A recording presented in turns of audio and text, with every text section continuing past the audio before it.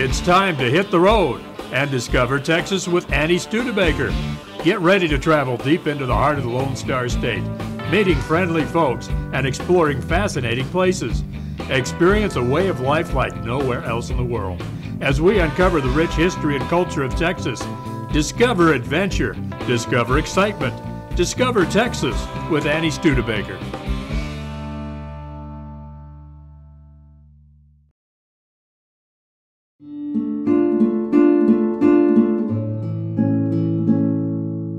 In this episode, we'll visit Armando's Boot Company in Raymondville, Texas.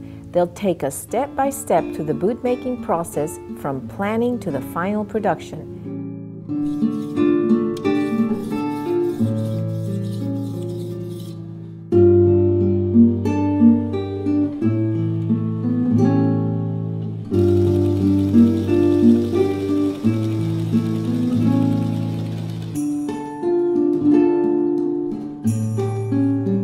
Yo me llamo Armando Duarte Ríos. Yo empecé mi negocio en 1982, cuando yo tenía 42 años, y ya ahorita pues, ya son algo de años. Mi abuelo, Aurelio Ríos, él tenía un negocio en General Terán, Nuevo León, en México, el cual hacía monturas, sillas de montar, zapato choclo, que en el nombre rústico de choclo, porque son zapatos, pero en ese tiempo no había la maquinaria que hay ahorita y todo su calzado era de clavado, era con clavo. No, las costuras se hacían en máquinas simples de pedal. Y recuerdo yo que tenía como 4 o 5 mujeres haciendo los cortes de los sandals, de las huaraches, ¿verdad? De zapatos, botín de cinta y todo eso, y hacía muy bonitas monturas. Yo cuando iba a visitarlo, yo me iba con los trabajadores porque me gustaba desde chico. Yo tendría 8 o 9 años y yo me iba con él. Abuelo, arréglame una cuchilla, quiero irme con los trabajadores para ir a trabajar. A mí me encantaba todo este trabajo desde pequeño, ¿verdad? Uno de sus hijos se vino a los Estados Unidos, el cual empezó un negocio de botas. Y una vez que fue mi tío Abraham a visitar a mi madre, le pregunté que si no le gustaría que yo viniera a aprender el oficio, y dijo, vente. Y fue cuando me vine a empezar a buscar si realmente era lo que yo quería. Lo empezó hace como más o menos en 1925. Fue donde yo empecé con él, porque me empleó para estar con él. Y la compañía se llamaba Ríos Boot Company, en Raymondville. Vine yo acá y me interesó mucho el trabajo y me gustó mucho. Y fue cuando yo estuve empleado con él. Fue de buenos resultados porque aprendí lo que a mí me gustaba y todavía. Es difícil el trabajo cuando cree uno que lo puede hacer y no le gusta, ¿verdad? Él me ponía en cada departamento por 1 año, 2 años, hasta que lo dominaba. Y como son varias ramas, cortar, encuartar, ensuelar.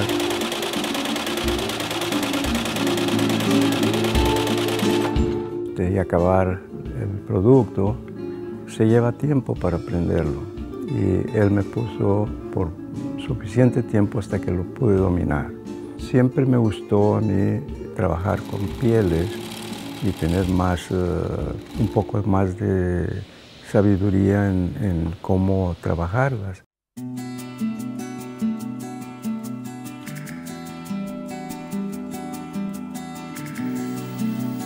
Me fascina el trabajo de atender a los clientes, de conversar con ellos. Viene de todas clases de gente. Gente que apenas puede comprar y hay gente que tiene mucho bienestar económico en el cual no se les hace difícil o duro pagar una bota de calidad, una bota que es cara, ¿verdad?, en el mercado, pero hasta ahorita ha sido una bendición por una parte, porque hasta ahorita he tenido más trabajo. Muchos años atrás nació mi primera hija. Tenía deseos de volver a la escuela a estudiar y entonces mandé a mi hija a Monterrey con mi mamá y mi hermano y la pusimos en una escuela. Mientras que yo podía regresar a irme a la escuela otra vez, pero pasó el tiempo, estuvo como un año mi hija en Monterrey con maestros especiales y todo eso, y no podíamos estar separados. Y entonces me dije, zapatero a tus zapatos, y me quedé, ¿verdad? Entonces ya puse más énfasis en el trabajo, quería aprender más y más, o sea que realmente mi tío me tuvo muchos años en cada varios años en cada departamento, y fue como logré aprender el oficio.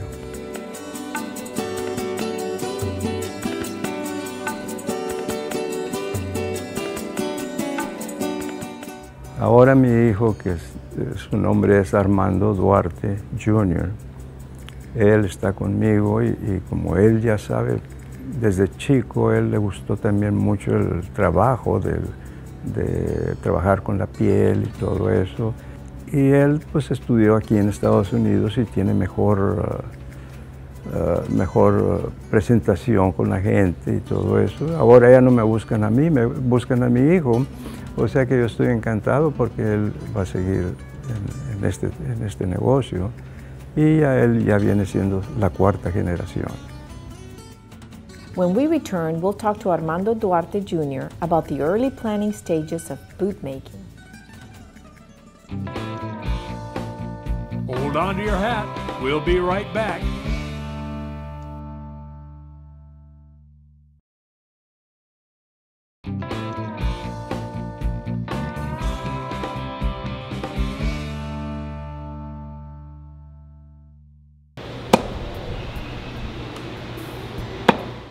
Welcome back.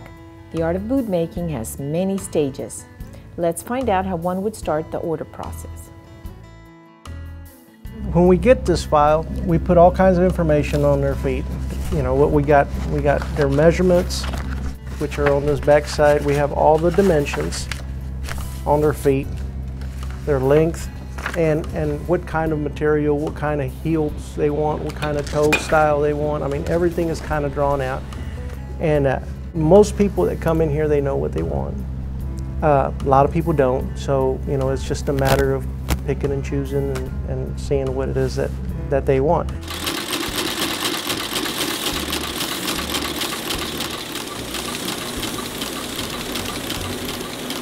We'll start cutting patterns out of paper, and this is what a pattern looks like. We'll take the dimensions of their calves, their dimensions of their heels, that will allow an easy pass for the foot into the boot. Comfort is key. You know, people can go buy boots just about everywhere, but people that come here, they expect these boots to fit really good and be really comfortable, no matter what height, you know, what style of boot that they want. Our styles basically are two different styles. They're cowboy boots and hunting boots.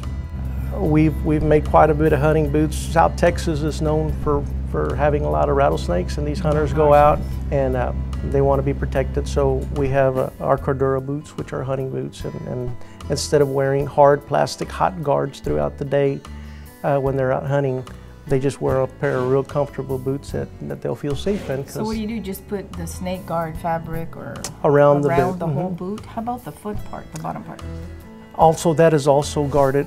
There's a picture of our boots. Our boots have been tested. Once these patterns are cut, then they'll go to our cut band, which is in the back, and we just start building a boot from there.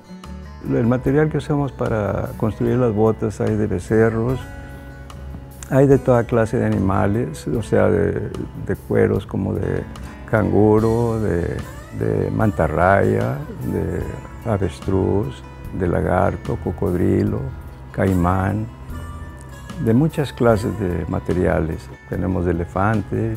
Cuando viene el cliente me pregunta a mí qué materiales tienes, pues pregúnteme qué material le gusta, entonces es lo que yo le podría decir si lo tengo o no lo tengo, o si es legal o si no es legal. Por ejemplo, el material ilegal es como, ahorita es como la tortuga y el oso hormiguero. That's the trimming, yeah. That's what holds everything together in place.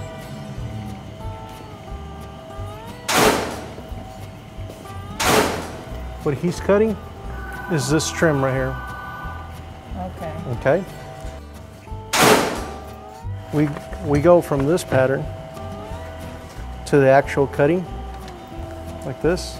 And then what he was doing right there is he's cutting all the trims.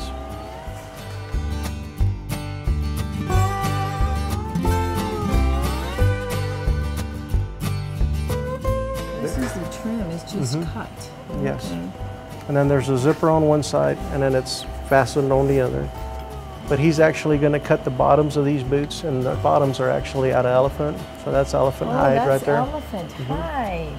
All our boots are natural leather, and there's not a single animal that's identical, just like there's not really people that are the same, right? So what he tries to do is he tries to match the actual vamps so that the boots correspond with each other, you know, so they look alike. Because since the grain of an elephant is very different, there's some parts that are slick, there's some parts that are square, there's some parts that are veined. So what he does is he's looking for two parts of that hide that match so that the boots look the same. You know, the people that we have here, they're master boot makers. They've been doing this all their lives. They're very good at what they do.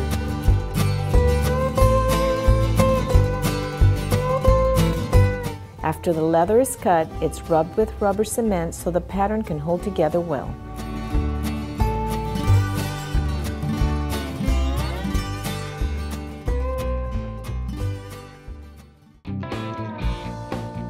Hold on to your hat. We'll be right back.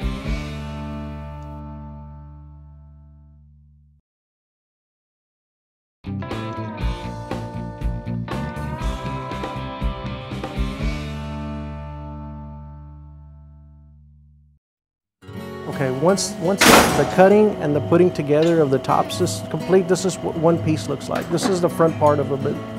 Okay, we're going to put a pipe in and you'll see how that's done here in a minute, and then he's going to close these up for you. Okay, and this is alligator. This is alligator calf tops. This particular customer wanted his initials put on there, so that's okay.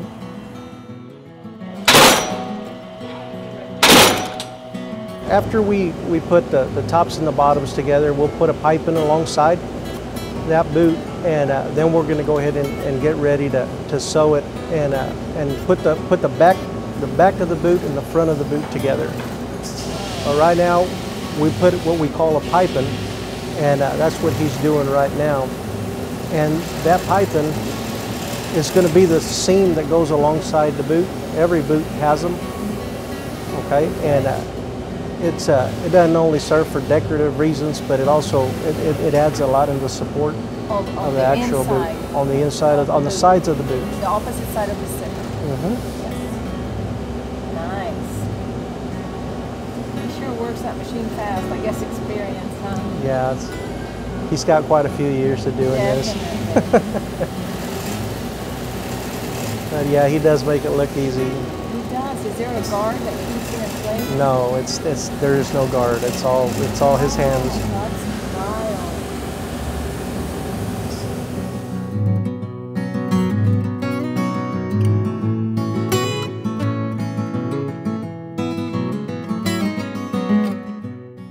All he's doing is attaching the front of the boot with the back of the boot. Hey, and just a day or two, you can make a boot. And all boots are assembled inside out. He's just double checking that the seams are in the right place.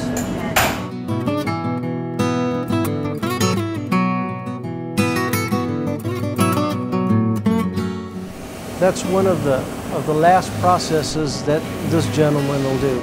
He does everything from the cutting If there's initials involved, he does all the vamp cutting, the heel counter cuttings. He puts everything together and basically finishes off where y'all just, you know, film that there. Right now he's basically putting up he's sewing together our pull straps. These are the pull straps that you pull your boots on. Got our label, and he's going to go ahead and sew the piping up on top, because one goes on each boot. There's 2 labels on the inside of the boots.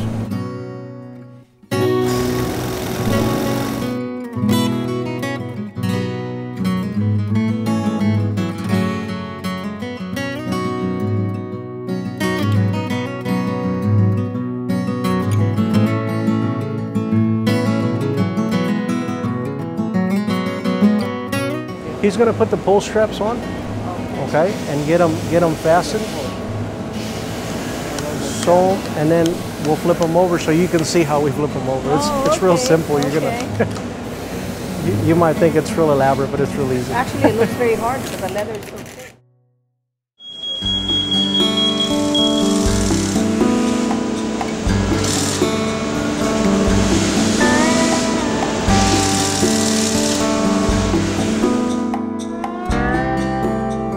Wow, how interesting.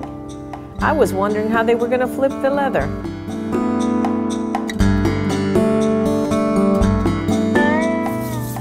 We're getting ready to last these boots. The process that you saw before was just putting the tops and the vamps together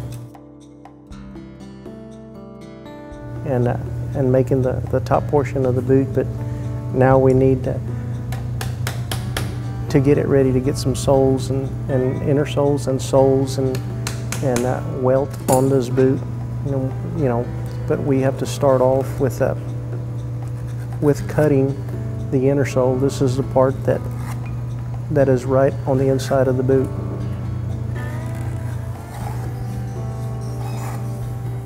Basically, we have the customer's dimensions of his foot, and we'll go ahead and get a last to accommodate that. And we're basically going to shape the boot to the customer's foot.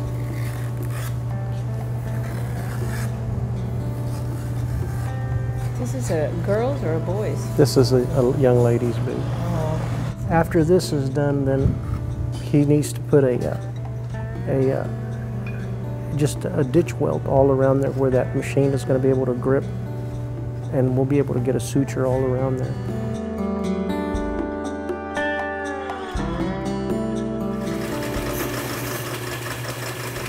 Basically what he does is he opens up. Oh, that's the same leather. Mm-hmm, that's the same leather. He'll open up a ditch in here. Once the boot is set on top and everything comes around, this is not going away. This ditch will wind up right in here. Oh. And this is where the welt machine will come in here, and you'll go ahead and put a welt. And then it'll allow for your stitching to come in on this side to adhere everything together and fasten everything together. Then it'll be ready to put some heels on.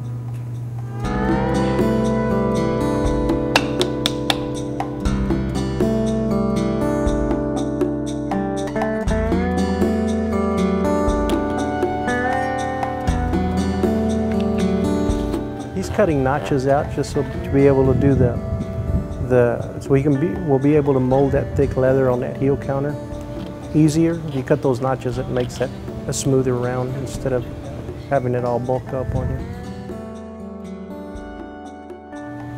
All he's doing there is just getting it wet so he can soften up that thicker leather.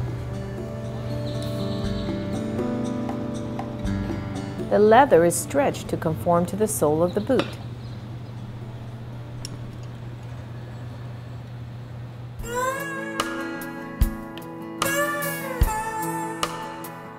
This process that you're looking at here, boot companies that mass produce boots, there's a machine that does this in a fraction of the time that it's taken him to do it. But you know, everything we do here is pretty much, you know, at a slower pace. And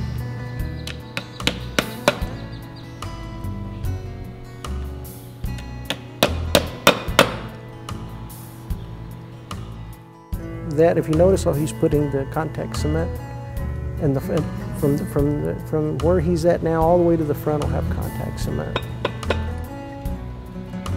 No, those are clinched on the inside. They clinch, and they fasten that heel counter in place so they don't shift or move or anything.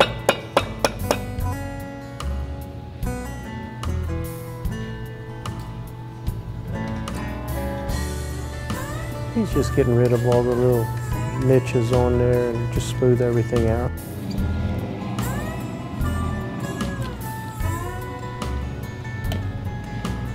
The lasts have a metal shank at the end of them, so when that nail hits that metal, it just curls it up and basically clinches it.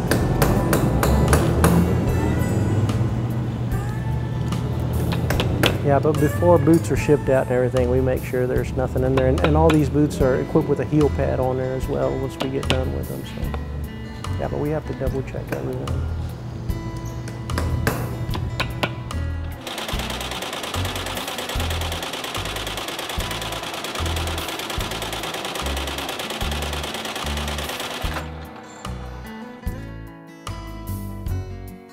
After the welt is placed, it will allow the sole to anchor to the boot. The boot will then be trimmed and a steel shank will go in there to create an arch to prevent the boot from collapsing. After that, a sole will be carefully placed, followed by the installment of the heel.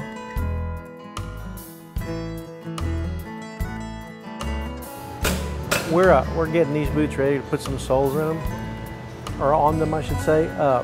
He's preparing all of the groove, and he's getting ready to put a steel shank on. And this is just the process that we have to do before we put a sole on them. We're going to follow this with some leather fillers that will fill that whole area out before you put a sole, so your sole won't sink into the boot. It'll have like an insulation, if you will. And again, a lot of boot manufacturers use foam products for this part. The only problem with that is when the boot gets wet, that foam will start to deteriorate and kind of fall apart, and it kind of defeats the purpose, because then you have all these bulges and all these different little obstructions. All we do is use leather. This is the actual sole of this boot. This is we're going to go ahead and put a leather sole on this particular boot.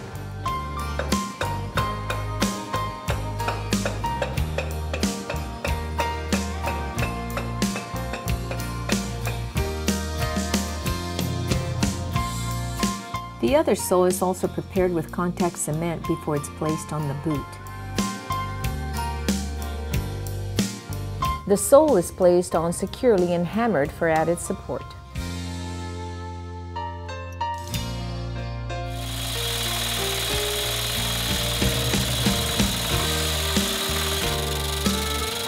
The excess leather is trimmed to allow for a perfectly cut boot. Wooden pegs are hammered into the sole to prevent it from dislodging.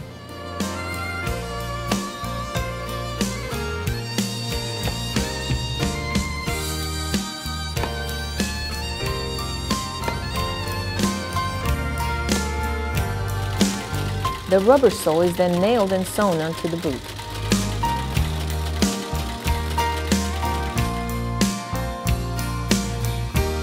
What an awesome boot! Next, it's time to place the heel. The boot sole is ground down to smooth the edges and get rid of any imperfections.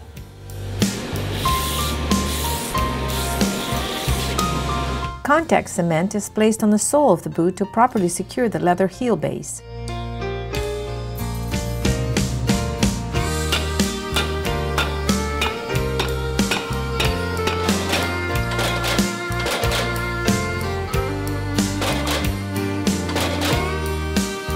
The rubber heel is placed on the leather base and is nailed securely.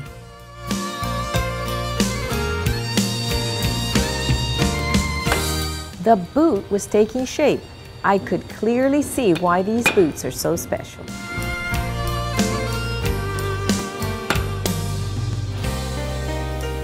The heel is ground down to perfection and ready to be painted if necessary.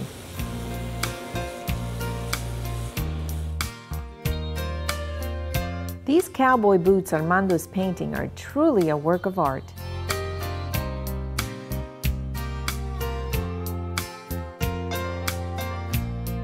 After the paint is dry, the wooden forms are removed and the boots are ready for distribution.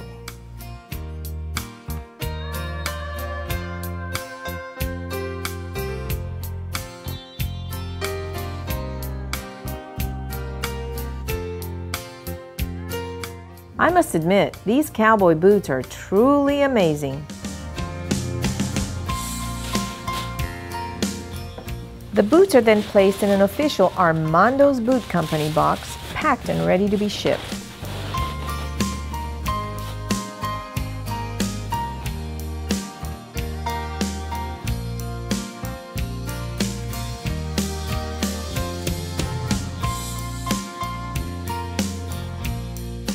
I'd like to personally thank Armando and Armando Jr. for this educational tour. Just remember, this is one of the many fascinating businesses found in Raymondville, Texas. Until next time.